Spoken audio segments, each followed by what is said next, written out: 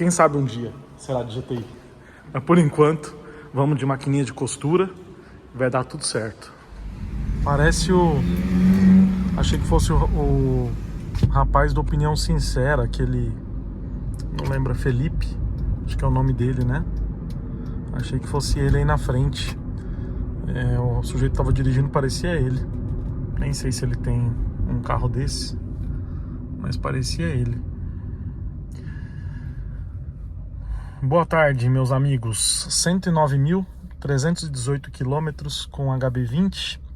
Vou fazer esse vídeo agora para contar um pouquinho do canal. Até me perguntaram, alguns inscritos novos chegaram aqui e me perguntaram qual que é a dinâmica do canal, tal, não entenderam direito.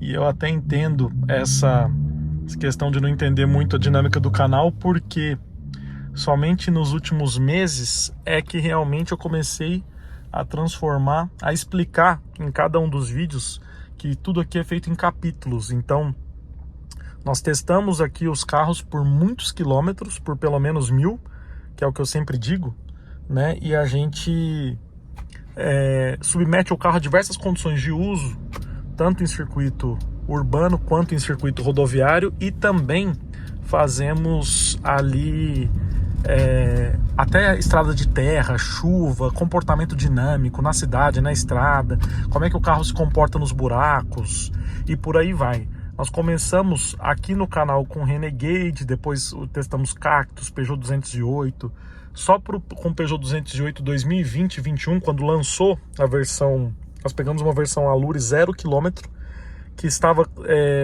0 km mesmo, e rodamos até 11.000 km com ela. Foi o carro que nós mais testamos aqui no canal e mais viajamos com ele, né? Um dos carros que a gente mais rodou com ele, sem dúvida, foi o 208 Allure.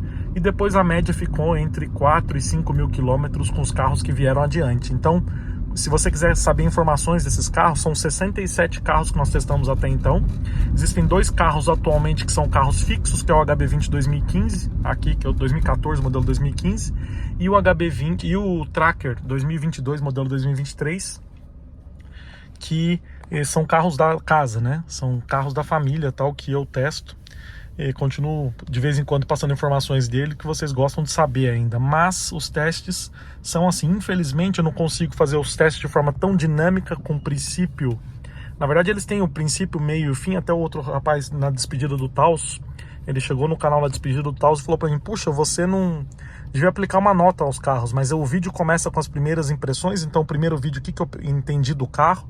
Depois, segundas impressões, outras impressões, comportamento de consumo urbano, rodoviário. Existe um capítulo específico, um vídeo específico, que é o vídeo do consumo rodoviário com etanol e com gasolina, né? E esse circuito a gente faz a 100 km por hora num trajeto de 54 km.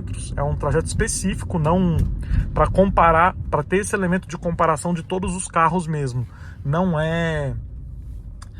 eu faço sem ar-condicionado, com os pneus calibrados, tal, justamente para não ter, para você saber qual a diferença de consumo entre os carros andando exatamente no mesmo trajeto.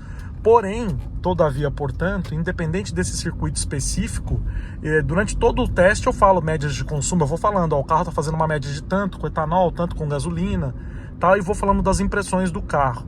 Às vezes, quando o teste se alonga demais por motivos óbvios, de eu conseguir desenvolver mais quilometragem do carro com o carro em razão das viagens, eu ultrapasso bastante o limite ali estipulado de 1.000 km, né?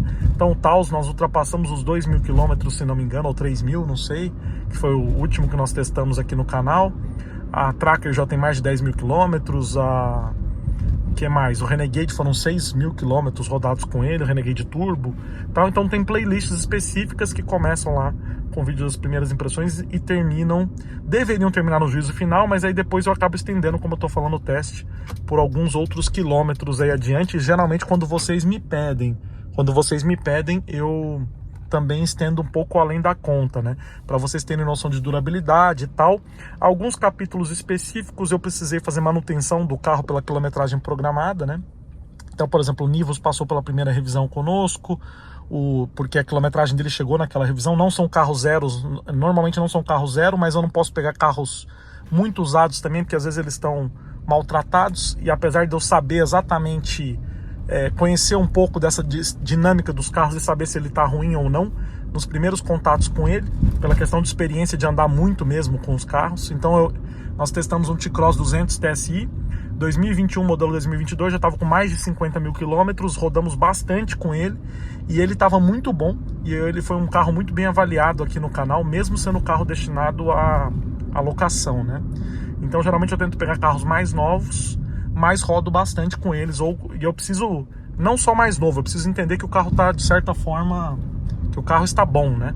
Que o carro está bom. Então basicamente é isso, teste de longa duração, para você entender exatamente o que você vai comprar. Isso que é o mais importante, né? Você saber o que você está comprando aí, não ter surpresas. E qual que foi o motivo? O motivo de começar o canal foi justamente porque eu sempre comprei carro e sempre me surpreendi com os carros, ou positivamente ou negativamente. Eu nunca tinha a impressão que me passavam dos carros, sinceramente. Eu nunca tive, falava, esse carro é muito bom, tal, é isso, a suspensão é assim, assim, assado, porque geralmente são conceitos muito superficiais que passam pra gente, e no Brasil o carro é muito caro, não dá pra gente ficar apostando aí, vou comprar esse carro, se eu não gostar eu vendo, até porque perde muito dinheiro e por aí vai. Então eu quis fazer esse teste, quis fazer esse canal justamente com esse intuito de mostrar exatamente qual carro você está comprando, né? Então, por exemplo, vocês estão cansados de saber que em relação ao HB20 dessa geração aqui, 2014, entre 2012 até 2015, vocês sabem que a suspensão dele traseira tem um curso, o carro tem uma suspensão macia, não é dura, a suspensão é bem macia, mas o curso da suspensão, especialmente a traseira, é pequena, então ele vai lá batendo no final do curso, a ponto de inviabilizar o carro se você tem uma família, inviabilizar o uso do carro se você tem uma família, se você vai usar 4 pessoas com frequência no carro. Isso foi alvo, inclusive, de uma tentativa de uma ação civil pública, se não me engano, no passado, em relação ao HB20S, principalmente, que tinha a mesma suspensão do hatch. Essa aqui é a versão Copa do Mundo, hatch 1.6, automático, câmbio de 4 marchas. Então, você sabe, por exemplo, que os carros da Volkswagen que passaram por aqui, todos têm ruídos internos acima da média, mesmo os modelos mais premiums da marca. Então você sabe que eles têm um nível de ruído acima da média.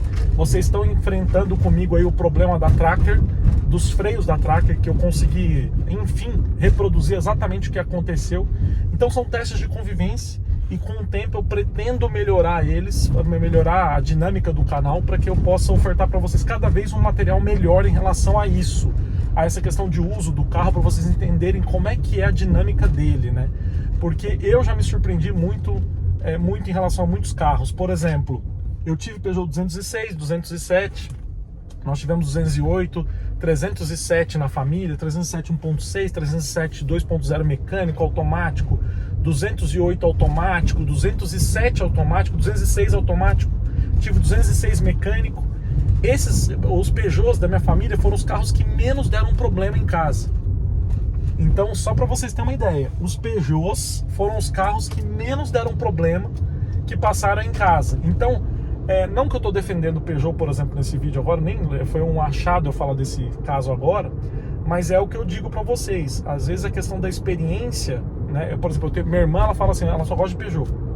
Minha irmã falou assim, não, carro é Peugeot. Quando eu entro no Peugeot, eu entro em todos os carros. Aí eu entro no 208, parece que eu estou numa categoria superior de carro, tanto em dirigibilidade quanto em conforto e por aí vai, né?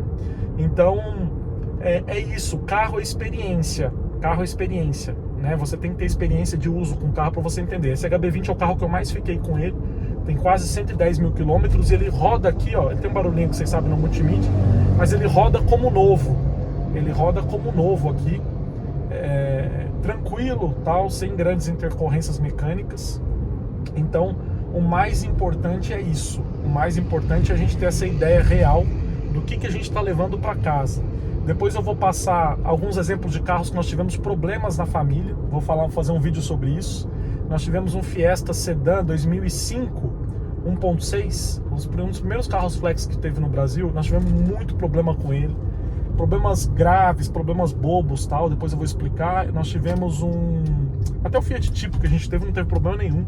Então é importante desmistificar um pouco. Nós tivemos o Corolla aqui que teve problemas na partida, que vocês sabem muito bem.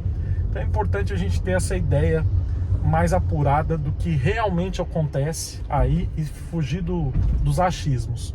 Bom, um pouquinho mais da nossa convivência aqui para vocês. Espero que vocês tenham curtido. Se inscrevam, deixem o like, compartilhem. Até nossas próximas histórias. Fui!